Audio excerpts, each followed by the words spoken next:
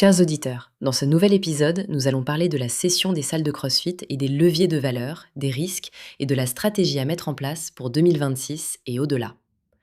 Dans un contexte où le secteur repose sur un modèle d'affiliation plutôt que sur la franchise, on observe environ 10 000 affiliés payants dans le monde en 2025, après un pic proche de 15 000 au début des années 2010, signe d'une consolidation progressive et d'un recentrage sur des opérateurs plus professionnels, notamment en Europe, où les coûts immobiliers et salariaux continuent de peser. Les acheteurs se segmentent en opérateurs de chaînes fitness, fonds financiers et dirigeants envisageant parfois des MBI et MBO ou des family office. Les dynamiques de prix varient selon le profil, les industriels recherchent des synergies immédiates, les fonds privilégient la performance future avec des earn-out. Une présence prolongée du dirigeant, de 12 à 24 mois, est souvent demandée pour sécuriser la transition.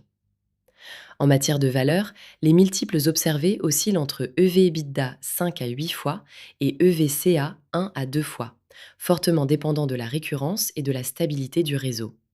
Les structures de prix adoptées privilégient le locked box et l'earn-out post-closing, avec des garde-fous sur les clauses de non-concurrence et les garanties. Préparer la cession demande une structuration managériale solide, la fiabilisation des données et la standardisation des contrats. Le passage d'un esprit coach propriétaire à une logique de plateforme opérable est indispensable. Le process de vente suit les étapes classiques: teaser, NDA, dossier d'information, long list, short list, LOI, due diligence, SPA et closing, avec un calendrier resserré et un périmètre clairement défini. L'anticipation des points de friction, comme la dépendance à un coach clé, le reporting financier incertain, la valeur du matériel et une communication transparente en interne sont essentiels.